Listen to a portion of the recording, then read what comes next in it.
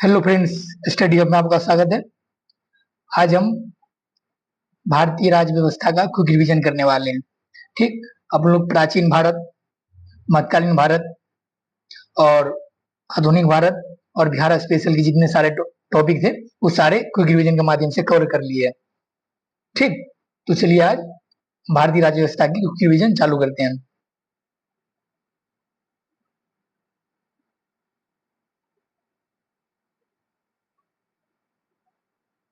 ये चालू है भारतीय संवैधानिक विकास से, ये टॉपिक चालू है जो आप लोग रेगुलर क्लास में पढ़े भी होंगे।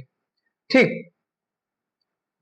तो ये देखिए, मतलब उस टाइम में जब ईस्ट इंडिया कंपनी भारत पे शासन कर रहा था, उस टाइम जो अधिनियम पारित हुए थे उससे रिलेटेड क्वेश्चन पूछे जाते हैं। तो उससे रिलेटेड जो फैक्चुअल इंफॉर्मेशन है वो इसके माध्यम से आप लोगों के समक्ष रख रहे हैं। ठीक, तो देखिए देखते हैं।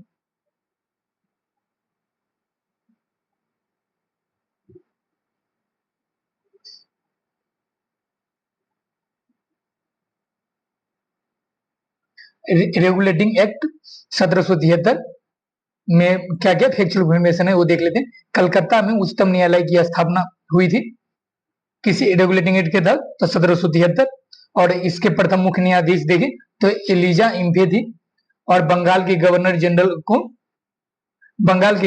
बंगाल का गवर्नर जनरल बना दिया गया था, मतलब ऊपर नाम चेंज किया था।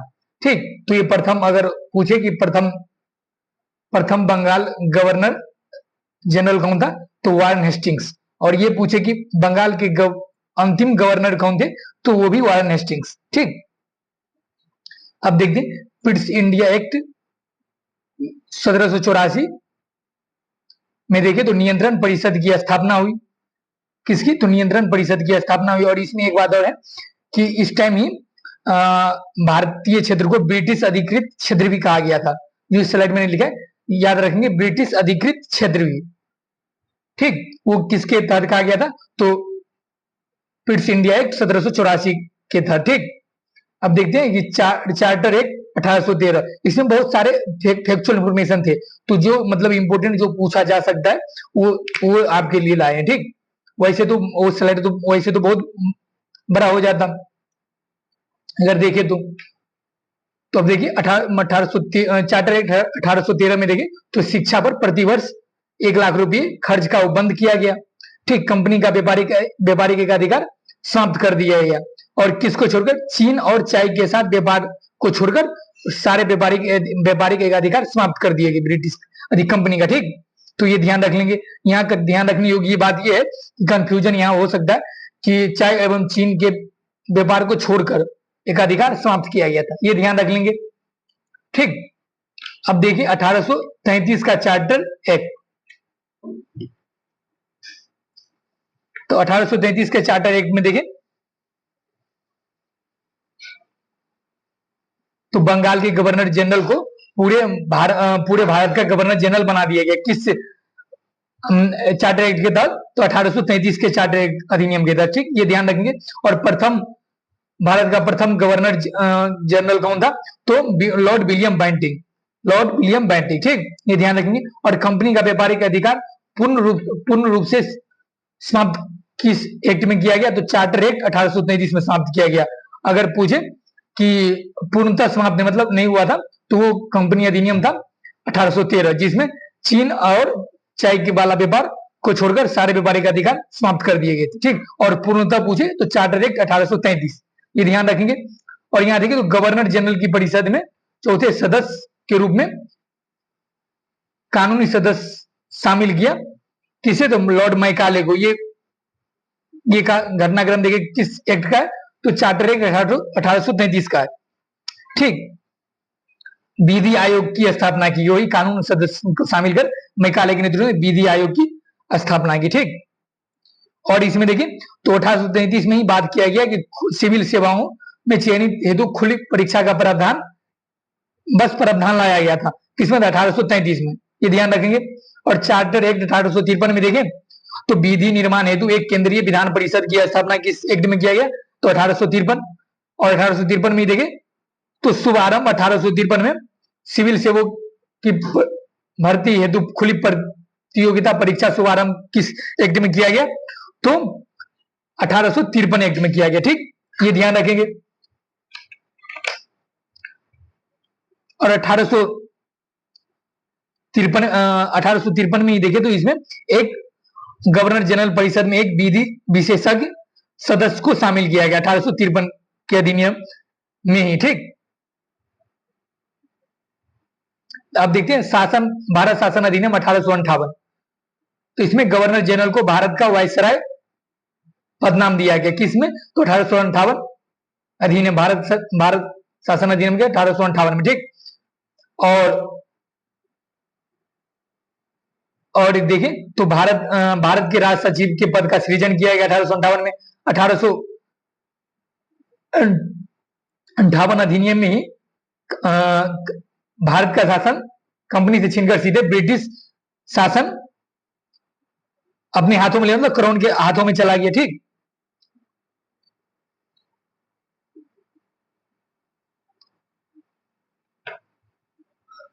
और यहाँ पे देख ले तो आप बताइए कि वायसराय कौन कौन होंगे? तो लॉर्ड विलियम बेंटिंक ही वायसराय थे। ठीक, वायसराय का जब पद नाम किया गया। ठीक, अब देख ले तो भारत परिषद अधिनियम 1881 में देख ले तो वायसराय को अध्यादेश जारी करने की शक्ति किसमें दिया गया? तो 1881 अधिनियम में। ठीक,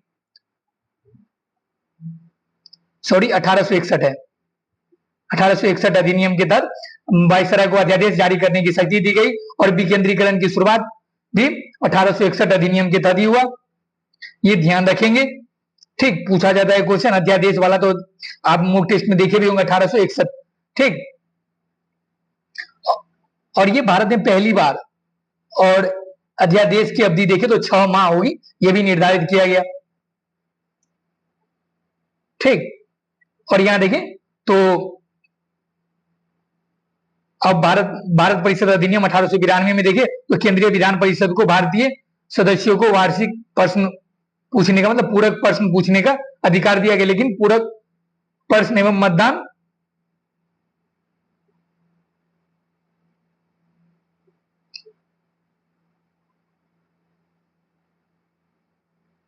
यहां देख लेते हैं, पूरक प्रश्न पूछने का अधिकार तो दिया गया, लेकिन पूरक प्रश्न पर मतदान का अधिकार नहीं दिया गया। ये ध्यान देंगे।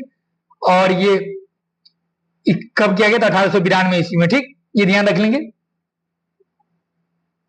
और अब देखें भारत परिषद अधिनियम 1909 में देखें तो मार्ले मिंटो सुधार के नाम से ये जाना जाता है। ठीक, पृथक निर्वाचन के आधार पर मुस्लिमों के लिए सांप्रदायिक प्रतिनिधित्व का प्रावधान किस अधिनियम में किया गया था? तो भारत परिषद या भारत शासन अधिनियम 1909 में किया गया था। ठीक, ये ध्यान रखेंगे। ठीक, अब देखें और इसमें ही देख ले तो सदस्यों को बजट स्वीकार करने और पूरक बजट पर चर्चा करने का अधिकार भी दिया गया। किसमें? तो 1909 में ही बजट पे चर्चा करने का। ये ध्यान रख लेंगे। इसमें नहीं है, स्लाइड में नहीं दिया है, बट याद रख लीजिए, आपको रेगुलर क्लास में पढ़े भी होंगे। ठीक, और निर्वाचक और यहाँ पे देखें तो सिर्फ मुस्लिम मतदाता ही वोट दे सकते थे, मतलब ये सांप्रदायिक प्रतिनिधित्व प्रावधान किया था उसमें। ठीक, और यहाँ देखें तो निर्वाचक मंडल की सदस्यता के लिए आय संपत्ति और आय संपत्ति एवं शैक्षणिक योग्यता को आधार बनाया गया सदस्यता लेने के लिए। ठीक, खड़ा होने के लिए। ठीक, अब देखते हैं भारत शासन अधिनियम 1919 में देखें, इसे माउंटेग्यू चेम्सफोर्ड सुधार के नाम से जाना जाता है। ठीक, इसमें केंद्र में द्विसदनी व्यवस्था का प्रारंभ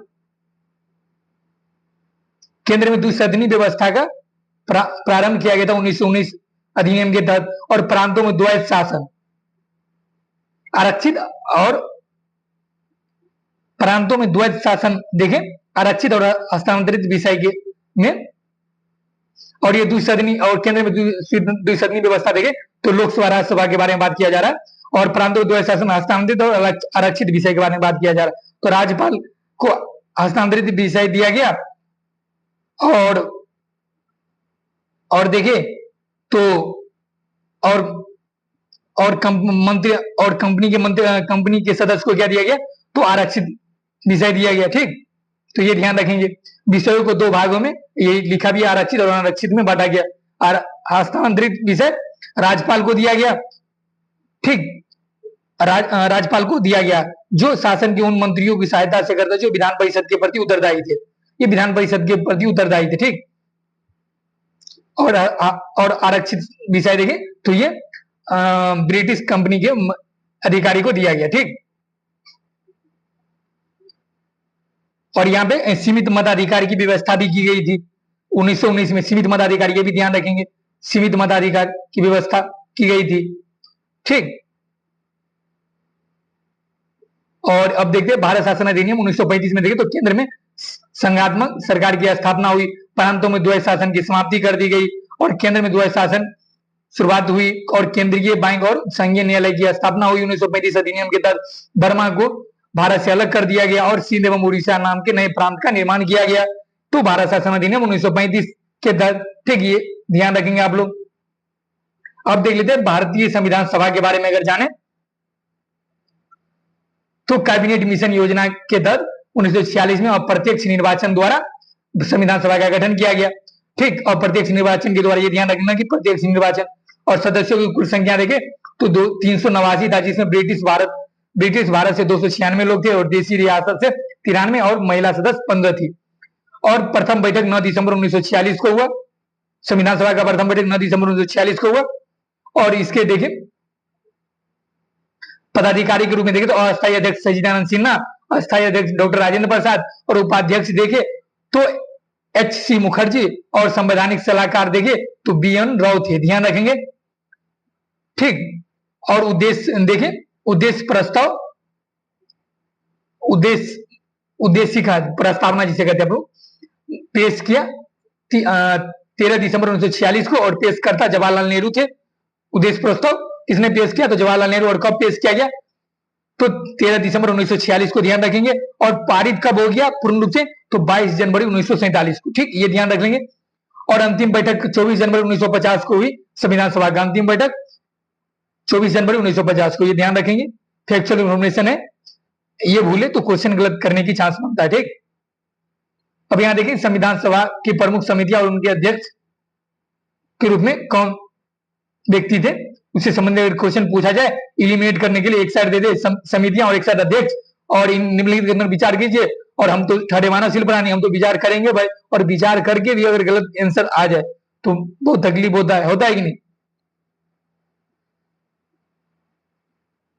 तो संघ समिति संघीय संविधान समिति के पदभार किसने संभाला था? तो जवाहरलाल नेहरू ने संभाला था।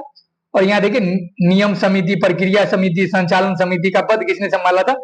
तो डॉक्टर राजेंद्र प्रसाद। और यहाँ देखिए एक बात, प्रांतीय संविधान समिति, मौलिक अधिकारों, अल्पसंख्यक संबंधी समिति किसने संभाला था? तो सरदार वल्लभ भाई पटेल। ठीक, ये ध्यान रखेंगे। ठीक, अब यहाँ प्रारूप समिति के अध्यक्ष के रूप में कौन कार्य कर रहे थे? तो डॉक्टर भीमराव अंबेडकर। और ये देखिए तो गठन देखिए 29 अगस्त 1947 को 7 सदस्य को लेकर हुआ था। ठीक, और ये देखिए भारत का संविधान 26 नवंबर 1949 को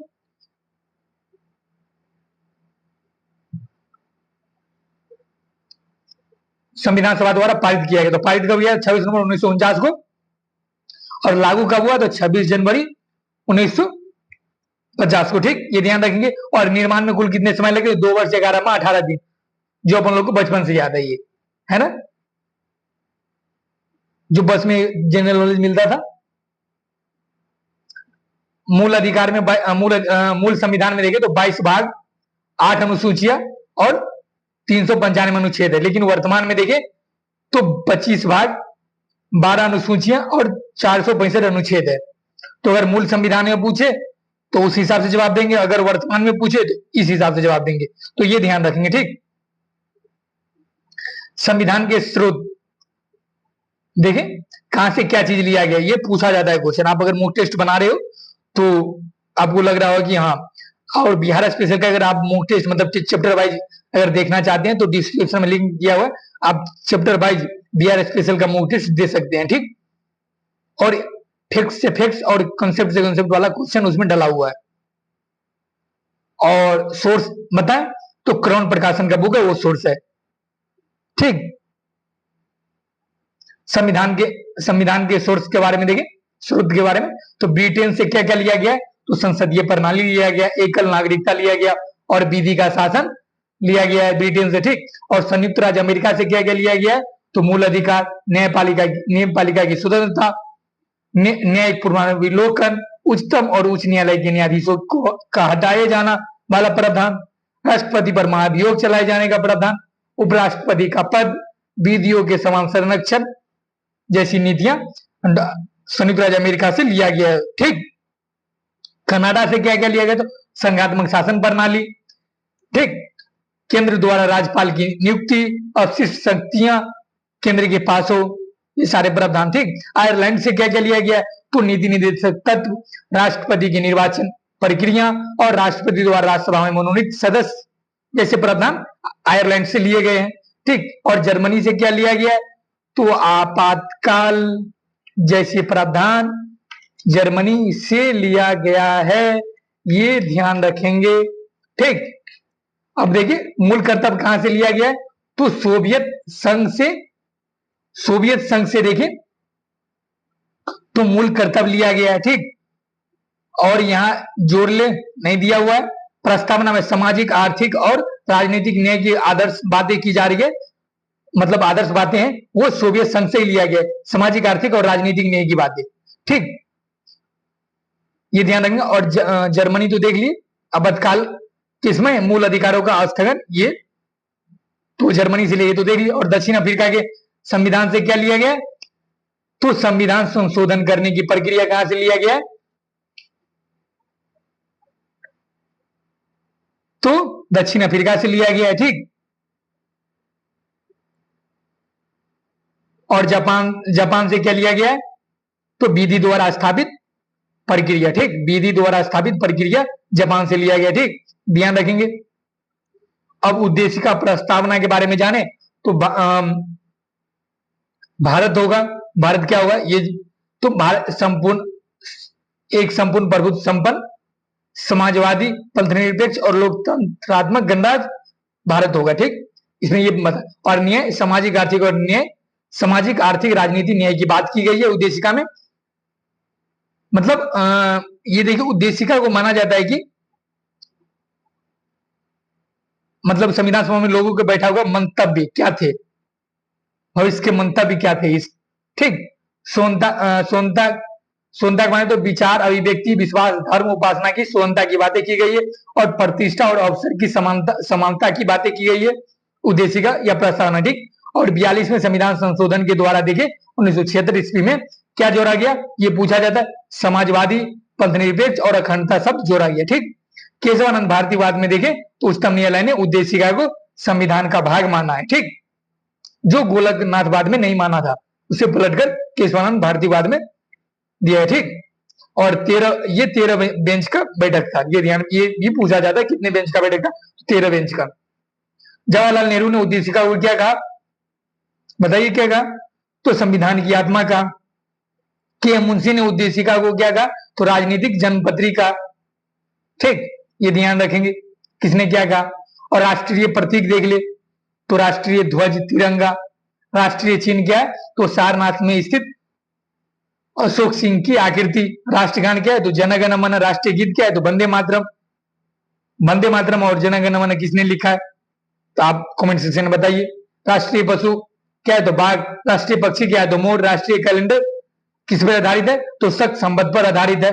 तो कौन सा ईस्वी देखे, तो 78 ईस्वी से चालू हुआ था। ठीक, और किसके समय हुआ था, आप ये कमेंट में बताइए। कमल राष्ट्रीय पुष्प है, राष्ट्रीय फल आम है, राष्ट्रीय वृक्ष क्या है, तो बरगद है, राष्ट्रीय जलीय जीव क्या है, तो डॉल्फिन है, और राष्ट्रीय विरासत पशु क्या है, राष्ट्रीय विरासत पशु हाथी। अगर राष्ट्रीय पशु पूछे तो बाघ और विरासत पशु पूछे तो हाथी। ठीक, ध्यान रखेंगे भाई। यहां देखें, अब देख लेते नए राज्यों का गठन कब हुआ, ये पूछा जाता है कि निम्नलिखित विचार कीजिए, क्रमशः कूट दिया रहता है और मिलान के कब किसका गठन हुआ ऐसे करके। अगर उसमें ईस्वी ना पता हो तो कंफर्म गलत कर, मतलब इनडायरेक्टली एग्जामिनर कर रहा है कि भाई तुम ईस्वी याद करके आओ। भले वो ईस्वी में पूछा है, लेकिन वो क्वेश्चन कब बनेगा जब ईस्वी तुम्हें पता रहो कब किसका गठन हुआ है, तभी वहां क्वेश्चन बना सकते हैं। ऐसा वो डायरेक्ट नहीं बोलता है कि ईस्वी, डायरेक्ट नहीं पूछता है कि तुम ईस्वी याद करो, पूछता भी नहीं है ना, बोल रहा है भाई तुम्हें। लेकिन इसका मतलब क्वेश्चन देखिए ये कि तुम ईस्वी याद रहेगा तभी वहां आकलन कर पाओगे कि ये क्वेश्चन बना पाओगे और वहां सही कर पाओगे। ठीक, तो आंध्र प्रदेश का गठन देखिए तो 1 अक्टूबर 1953 में हुआ। डेट इसलिए लिखी है क्योंकि पीसीएस का मतलब ही डेट, मतलब जितना फैक्चुअल इंफॉर्मेशन हो उतना पूछता है पीसीएस। ठीक, गुजरात का देखा तो 1 मई 1960 इसमें हुआ था। नागालैंड देखे तो 1 दिसंबर 1963 और हरियाणा देखे तो 1 नवंबर 1966। हिमाचल प्रदेश देखे तो 25 जनवरी 1971। मणिपुर देखे तो 21 जनवरी 1972। मेघालय देखे तो 21 जनवरी 1972 और मणिपुर मेघालय त्रिपुरा 21 जनवरी 1972 में इन राज्यों का गठन हुआ। सिक्किम देखे तो 1975 में 16 मई को हुआ। मिजोरम 20 फरवरी 1987 और 20 फरवरी को ही अरुणाचल प्रदेश और मिजोरम दोनों का गठन हुआ 20 फरवरी, देखिए 20 फरवरी 1987 को। ठीक, ध्यान रखेंगे। और गोवा देखे तो 30 मई 1987 और छत्तीसगढ़ देखे तो 1 नवंबर 2000 ईस्वी में और उत्तराखंड देखे तो 9 नवंबर 2000 ईस्वी में और 15 नवंबर 2000 ईस्वी में उत्तराखंड उत्तर प्रदेश से अलग हुआ 9 नवंबर 2000 ईस्वी में। छत्तीसगढ़ मध्य प्रदेश से अलग हुआ, झारखंड बिहार से अलग हुआ 15 नवंबर 2000 ईस्वी में और तेलंगाना हैदराबाद से अलग हुआ 2 जून 2014 को। ठीक, और राज्यों का गठन के बारे में महत्वपूर्ण तथ्य देखे तो भाषा के आधार पर गठित पहला राज्य कौन है, तो आंध्र प्रदेश। और कब, 1953। और अपन लोग डेट यहां देख लिए 1 अक्टूबर। ठीक, राज्य पुनर्गठन आयोग का गठन कब हुआ, तो 1953 को हुआ था। और किसके अध्यक्ष में, तो फजल अली आयोग की अध्यक्षता में। ठीक, और अन्य 2 सदस्य कौन थे, तो के.एम. पन्नीकर एवं हृदय नाथ कुंजरू थे। ठीक, उत्तर प्रदेश का गठन देखें तो 24 जनवरी 1950 को हुआ था। कर्नाटक, केरल, मध्य प्रदेश, राजस्थान की स्थापना देखें तो 1 नवंबर 1956 को हुआ था। Karnataka, Kerala, KMR2 sorry K2, रुक जाओ, K2 बताइए, MR, K से कर्नाटक, 1 K से केरल, M से मध्य प्रदेश और R से राजस्थान। कब, तो 1 नवंबर 1956 को हुआ था। ठीक, गठन का मूल अधिकार के बारे में तथ्य देख लेते हैं। हाँ, मूल अधिकार तो संविधान में मूल संविधान में अगर पूछे कितने मूल अधिकारों की बात किया गया था, तो 7 और वर्तमान में कितने हैं, तो 6। और किसे हटा दिया गया, तो संपत्ति के अधिकार को मूल अधिकार से हटा दिया है। और कौन से संशोधन से, तो 44वें संशोधन से। ठीक, तो देख लेते हैं 14 से 18 अनुच्छेद में समानता के अधिकार की बात किया गया है और समानता के अधिकार की बात देखें तो 19 से अनुच्छेद 1922 के बीच किया गया है। और शोषण के विरोध अधिकार देखे तो 23 से 24 के बीच किया गया है। और धर्म की स्वतंत्रता के अधिकार के बारे में देखे तो 25 से 28 के बीच किया गया है। और संस्कृति और शिक्षा संबंधी अधिकार के बारे में बात देखे अनुच्छेद 29-30 में व्याख्या किया गया। और संवैधानिक उपचार की व्याख्या 32 से 35 अनुच्छेद के बीच किया गया। ठीक, अगर इसमें भी अगर पूछे कि समानता के अधिकार के बारे में, मतलब ज्यादा डिटेल में आप लोगों को रेगुलर क्लास में सर पढ़ाए होंगे। ठीक, तो यहाँ तो हम ऐसे ही स्लाइड में शॉर्ट नोट्स के माध्यम से आपको समझाएंगे। लेकिन आप अगर आप भूल चुके हैं, मतलब इसके बैकग्राउंड में जितनी सारे कहानी आप लोगों को पढ़ाए होंगे वो अगर भूल चुके हैं तो आप कॉपी पलटिए और रिवीजन करिए। दिनांकन अभी भी तो टाइम है ना, है कि नहीं, 30-35 दिन तो टाइम है ही। तो इसलिए आप कॉपी उल्टाइए और दे दनादन रिवीजन करिए। जहां भी रिवीजन के माध्यम से जहां भी कठिनाइयां हो रहा है तो आप वहां जाके देखिए। ठीक,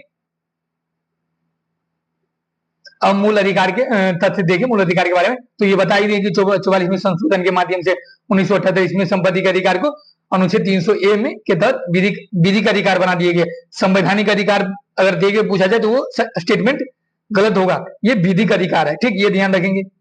और मूल अधिकार के संरक्षण हेतु देखिए तो अनुच्छेद 32 के तहत उच्चतम न्यायालय को और अनुच्छेद 226 के तहत उच्च न्यायालय को 5 प्रकार के रीट जारी करने की शक्ति दी गई थी। और ये देखिए रीट कौन से, बंदी प्रत्यक्षीकरण, परमादेश, प्रतिषेध और अधिकार परीक्षा और उत्प्रेषण, ये पांचों के बारे में आप लोग सारे डिटेल में कुछ रेगुलर क्लास में पढ़े होंगे कि नहीं, आप बताइए कमेंट सेक्शन में। आप लोग सर रिवीजन करवाए, आप लोग सर पढ़ाए ही होंगे, ठीक। अगर हम एक लाइन में कहे तो बंदी प्रत्यक्षीकरण का मतलब एक लाइन में तो शरीर को प्रस्तुत किया जाए, ठीक। इसमें ये कहा गया कि अगर किसी का गिरफ्तार अगर विधि के तहत नहीं किया गया है तो उसे असंवैधानिक करार देकर उसे गिरफ्तार से मुक्त कराया जा सकता है न्यायालय के द्वारा, ठीक। ये कहा गया किसमें, तो बंदी प्रत्यक्षीकरण में।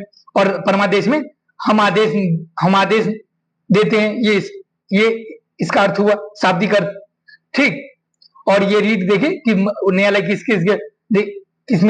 किस के साथ जारी कर सकता है, किसको लेकर, सार्वजनिक या निजी। यहाँ देख ले बंदी प्रत्यक्षीकरण सार्वजनिक और निजी दोनों क्षेत्रों के लिए जारी किया जा सकता है। परमादेश देखें तो ये सरकार के विरुद्ध या सार्वजनिक प्राधिकरण मतलब सरकारी प्राधिकरण के विरुद्ध ही जारी किया जा सकता है, ठीक, निजी व्यक्ति के विरुद्ध नहीं है, ध्यान रखेंगे परमादेश।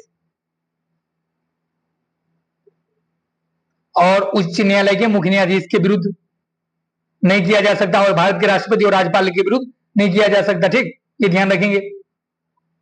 और प्रतिषेध के बारे में देखो तो ये रोकना, प्रतिषेध मतलब ये रीट सिर्फ न्यायिक और न्यायिक प्राधिकरणों के विरुद्ध जारी किया जा सकता है। इसका शाब्दिक अर्थ प्रतिषेध में रोकना मतलब अपने अधिकार क्षेत्र का अतिक्रमण करके कोई न्यायालय, अधीनस्थ न्यायालय मतलब दूसरे के अधिकार क्षेत्र वाला मतलब कोई सुनवाई कर रहा है तो उसे रोकता है इस रीट के माध्यम से, वो रीट है प्रतिषेध। अधिकार परीक्षा में ये कहा गया है, इसका शाब्दिक अर्थ ये होता है कि प्रमाणित करना या सूचना देना। आप किस अधिकार से किसी पद पर बैठे हो या वो अगर असंवैधानिक है वो उसका बैठना तो उसे उच्च न्यायालय के द्वारा हटाया जा सकता है, उच्चतम न्यायालय के द्वारा रीट के माध्यम से, ठीक। और उत्प्रेषण देखें तो ये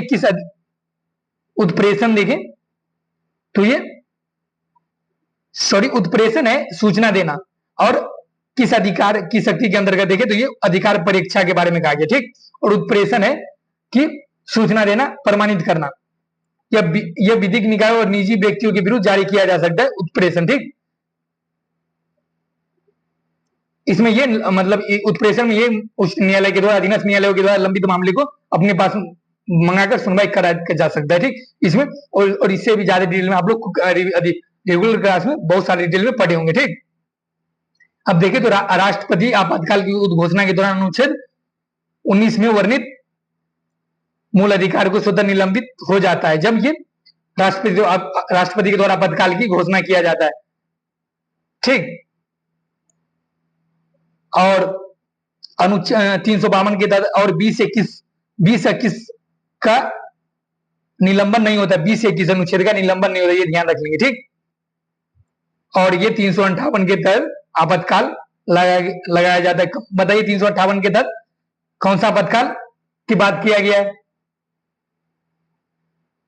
352 के तहत देखिए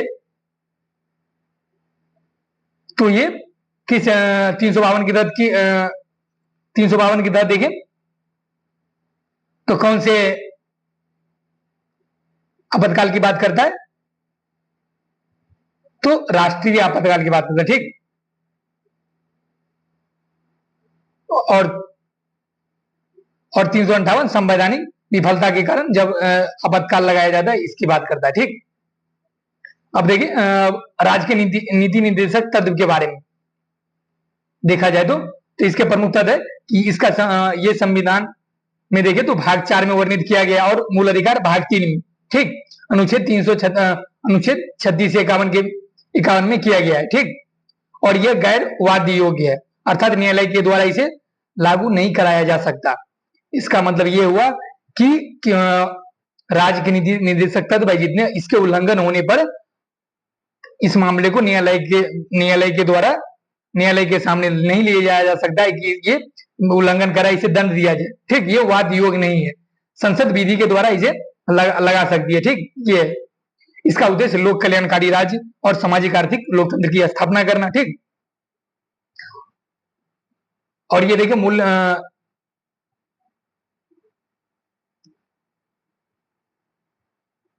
मूल कर्तव्य देखिए तो भाग 4 क में अनुच्छेद 51 क में उल्लेख किया गया है और स्वर्ण सिंह समिति के सिफारिश पर 42वें संविधान संशोधन 1976 में जोड़ा गया। ठीक, और प्रारंभ में मूल कर्तव्य देखे तो 10 थी, लेकिन वर्तमान में कितने, तो 11 है, ध्यान रखेंगे।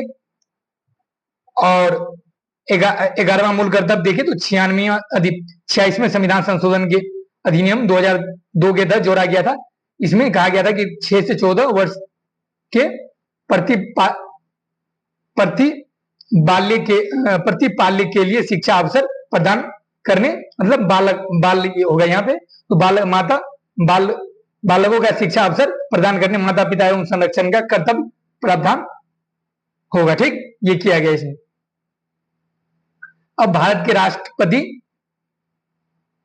के बारे में देखें तो ये देश का प्रथम नागरिक होता है। ठीक, और ये देखो तो संघ की कार्यपालिका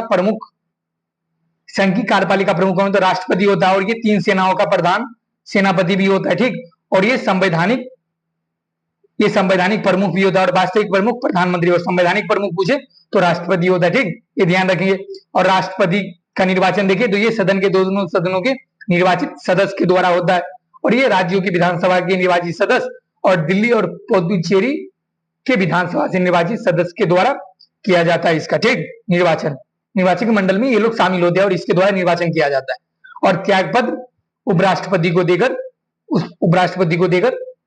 सौंपकर पत्र दे सकता है। ठीक, और पदावधि देखे तो 5 वर्ष होता है, और इसे हटाया जा सकता है महाभियोग चलाकर। ठीक, योग्यता देखे तो भारत का नागरिक होना चाहिए और 35 वर्ष की आयु पूरी कर चुका हो और लोकसभा का सदस्य निर्वाचित होने योग्य हो, ये ध्यान रखेंगे। और शपथ देखे तो भारत के मुख्य न्यायाधीश के सामने ये शपथ लेगा, लेकिन उसकी अनुपस्थिति में देखे तो उच्चतम न्यायालय के उपलब्ध वरिष्ठतम न्यायाधीश के समक्ष शपथ लेता है। ठीक, ये ध्यान रखेंगे। और यहाँ देख ले, अगर महाभियोग में देखें, महाभियोग में ये सारे सदस्य भाग लेते हैं, लेकिन इसके द्वारा मनोनीत सदस्य भाग नहीं लेते, राष्ट्रपति द्वारा मनोनीत सदस्य महाभियोग में भाग नहीं लेता। ठीक, ये ध्यान रखेंगे। राष्ट्रपति पर महाभियोग लाया जा सकता है किसी भी सदन में। ठीक, दोनों सदनों द्वारा अलग अलग पारित होता है, और कुल सदस्यों की संख्या का 2/3। ठीक, कुल सदस्यों की संख्या के 2/3 बहुमत से पारित किया जा सकता है। ठीक, और महाभियोग का उल्लेख अनुच्छेद 61 में किया गया है।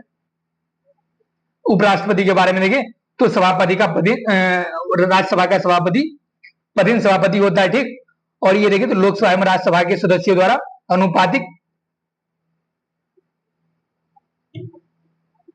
प्रतिनिधित्व प्रणाली एवं एकल संक्रमणीय मत द्वारा निर्वाचन इसका किया जाता है, और शपथ राष्ट्रपति दिलाता है इनको।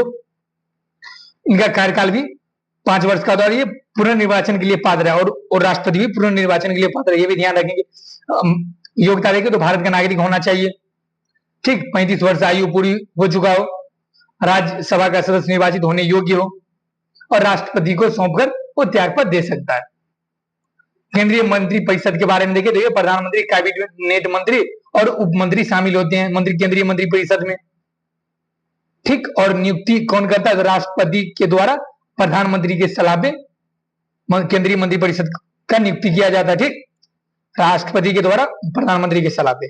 प्रमुख कौन होता है इनका, तो प्रधानमंत्री होता है, और हटाया जा सकता है लोकसभा में पारित अविश्वास प्रस्ताव के द्वारा। ठीक, लोकसभा के सदस्यों की कुल संख्या देखें तो 15% से अधिक नहीं होना चाहिए। यह प्रावधान के संविधान संशोधन के तहत किया गया था, तो 91वें संविधान संशोधन के तहत। ठीक, और ये लोकसभा किसके प्रति उत्तरदायी, केंद्रीय मंत्री परिषद किसके प्रति उत्तरदायी होते हैं, तो लोकसभा के प्रति। ठीक, लोकसभा के प्रति उत्तरदायी होती है केंद्रीय मंत्री परिषद, ध्यान रखेंगे। महान्यायवादी का उल्लेख देखिए संविधान के अनुच्छेद 76 में किया गया है, और भारत का सर्वोच्च विधि सलाहकार है ये, ठीक। और नियुक्त कौन करता है महान्यायवादी को? तो राष्ट्रपति नियुक्त करता है। और योग्यता क्या होना चाहिए? तो जो उच्चतम न्यायालय के न्यायाधीश नियुक्ति होने की योग्यता रखता है, ठीक। और ये अधिकार देखे तो भारत के सभी न्यायालयों में सुनवाई करने का अधिकार है इसे, और संसद की कार्यवाही में भाग लेने का अधिकार है, लेकिन मतदान करने का अधिकार नहीं है। मतदान सिर्फ उस मतलब सदस्य जो है वही मतदान कर सकता है, ठीक। और कार्यकाल देखें तो राष्ट्रपति के, वैसे तो राष्ट्रपति के प्रसाद पर्यंत तक, यहाँ पर प्रसाद पर्यंत का मतलब हुआ कि राष्ट्रपति का जब मन हुआ ये सही काम नहीं कर रहा है तो इसे हटा देगा। प्रसाद पर्यंत चनामृत, जब तक चनामृत मिल रहा है तब तक न्यायवादी पी रहा है। जब ये चनामृत राष्ट्रपति देना बंद किया तब ये इसका पद मतलब पद से हट जाएगा वो, ठीक। और सामान्यतः कार्यकाल पूछे तो 3 वर्ष इसका कार्यकाल समानतः होता है, ठीक। नियंत्रक महालेखा परीक्षक का उल्लेख संविधान के किस अनुच्छेद में हुआ है? तो 148वां अनुच्छेद में हुआ है, ठीक। और इसकी नियुक्ति करता कौन है? तो राष्ट्रपति नियुक्त करता है महान्यायवादी। और नियंत्रक महालेखा परीक्षक का कार्य क्या है इसके? देखो, केंद्र और राज्य सरकार के लेखों का लेखा परीक्षण करना, अरे आय व्यय का ब्यौरा लेखा परीक्षण करना, ठीक। रिपोर्ट किसे सौंपता है? तो नियंत्रक महालेखा परीक्षक राष्ट्रपति को रिपोर्ट सौंपता है। ध्यान रखिए, इसे सेंटेंस में डालकर सेंटेंस बनाकर इसे घुमाया जा सकता है और आपसे क्वेश्चन गलती करवाया जा सकता है, ठीक। रिपोर्ट संसद या लोकसभा या राज्यसभा को नहीं सौंपता है, ना कि प्रधानमंत्री को, राष्ट्रपति को सौंपता है, ठीक। इसका कार्यकाल देखिए तो 6 वर्ष का होता है और 65 वर्ष जो भी पहले पूरा हो, 6 वर्ष पूरा हो या 65 वर्ष पूरा हो, ठीक। और सेवानिवृत्ति के बाद भारत या राज्य सरकार के अधीन किसी पद के लिए पात्र नहीं होता है। यहाँ कंफ्यूजन बनता है। नियंत्रक महालेखा परीक्षक का कार्यकाल 6 वर्ष और महान्यायवादी का कार्यकाल 3 वर्ष, और वो प्रसाद पर्यंत तक धारण करता है ना। नियंत्रण लेखा परीक्षक प्रसाद पर्यंत तक नहीं धारण करता, ठीक। अब यहाँ देखते हैं संसद के अंग। राज्यसभा जिसे उच्च सदन कहा जाता है, लोकसभा जिसे निम्न सदन कहा जाता है, और राष्ट्रपति। तो अगर पूछे संसद किससे मिलकर बनता है, तो राज्यसभा, लोकसभा और राष्ट्रपति से मिलकर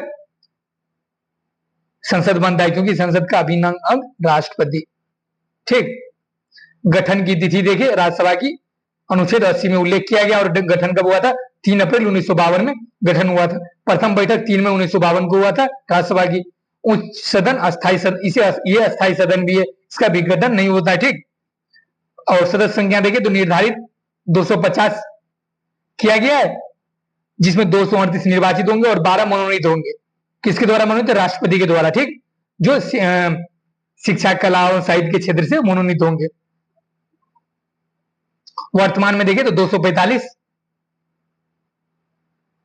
संख्या सदस्यों की, और 233 देखें तो निर्वाचित और 12 मनोनीत है, ठीक। और सदस्य निर्वाचित होने की न्यूनतम आयु कितनी है? 30 वर्ष, ठीक। सदस्य का कार्यकाल देखें तो 6 वर्ष। तो जिस भाई का 30 वर्ष उम्र हो चुका है वो राज्यसभा के सदस्य बनने लायक हो चुके हैं, इसमें भी अपना रोजगार ढूंढ सकते हैं, है कि नहीं बात? और पदेन सभापति देखिए तो इसका उपराष्ट्रपति होता है। 1/3 सदस्य प्रत्येक 2 वर्ष में, न कि 1 वर्ष में। कितने वर्ष में? 2 वर्ष में। 1/3 सदस्य प्रत्येक 2 वर्ष में 2 वर्ष की समाप्ति पर सेवानिवृत्त होते हैं, ठीक। 2 वर्ष, न कि 1 वर्ष, ध्यान रखेंगे। प्रथम सभापति कौन थे बताइए? तो डॉक्टर सर्वपल्ली राधाकृष्णन, ठीक। अब लोकसभा के बारे में देखें तो अनुच्छेद 81 में इसकी चर्चा किया गया है संविधान में। ये निम्न सदन है, ये अस्थायी सदन है, अस्थायी सदन, ठीक। निम्नलिखित कथनों पर विचार कीजिए। और अस्थायी सदन और लोकसभा अस्थायी सदन, राज्यसभा अस्थायी सदन होता है, उच्च सदन, निम्न सदन, ऐसे करके कंफ्यूजन क्रिएट कर सकता है एग्जामिनर क्वेश्चन देगा, ठीक। तो ये ध्यान रखेंगे। संविधान में निर्धारित किया गया था 550 सदस्य होंगे, जिसमें से 530 राज्यों से और 20 संघ शासित क्षेत्रों से, ठीक। वर्तमान में कितने? तो 543 सदस्य है, जिसमें 524 राज्यों से और 19 संघ राज्य क्षेत्रों से, ठीक। और सदस्य निर्वाचित होने की न्यूनतम आयु कितनी है? 25 वर्ष। तो जिस भाई की 25 वर्ष उम्र हो चुकी है वो लोकसभा के सदस्य बनने लायक हो चुके हैं, ठीक। और कार्यकाल 5 वर्ष, ठीक। और राज्यसभा का कार्यकाल 6 वर्ष है। प्रथम अधिवेशन 13 मई 1952 को हुआ था। और प्रथम लोकसभा अध्यक्ष कौन थे? तो बताओ भाई कौन था? तो गणेश वसुदेव मावलंकर, जिसे जीवी मावलंकर लिखा रहता है, जीवी मावलंकर। तो यहाँ कंफ्यूजन नहीं हुआ, जी से गणेश, बी से वसुदेव मावलंकर, ठीक। और प्रथम महिला लोकसभा अध्यक्ष कौन थे? तो मीरा कुमार। मीरा कुमार, कुमारी टाइटिल है कुमार उसका, बट वो महिला थी, कुमारी। वैसे मीरा कुमार देखकर मतलब वो कंफ्यूजन होगा, ऑप्शन होगा मीरा कुमार। तो सबसे पहले ये नहीं होगा, क्योंकि बिहार में अगर पूछ दिया ना तो कुमार अधिकतर मतलब पुरुष लगाते हैं। तो अगर बिहार ये पूछ दिया ना प्रथम महिला लोकसभा अध्यक्ष, तो हम बता रहे अधिकतर बालक गलत करके हैं, क्योंकि मीरा कुमार सोचेगा ये लड़का, ये तो कंफर्म गलत है, लेकिन यहाँ महिला का नाम है, ठीक, मीरा कुमार, ध्यान रखेंगे। दोनों सदनों की संयुक्त बैठक की बात किस अनुच्छेद में किया गया है? तो 108 में, ठीक। और ये क्यों संयुक्त बैठक होगा? तो किसी विधेयक के दोनों सदनों के बीच मतभेद की स्थिति में। और आहूत कौन करता है संयुक्त बैठक का? तो राष्ट्रपति। और अध्यक्षता कौन करता है? तो लोकसभा का अध्यक्ष। और विधेयक पारित होता है साधारण बहुमत से, और नहीं बुलाई जाती है तो संविधान संशोधन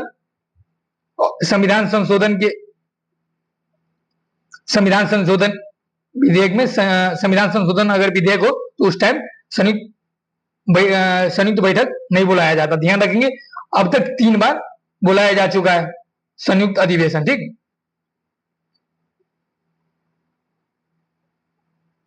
कितनी बार? तो 3 बार, ये भी ध्यान रखेंगे।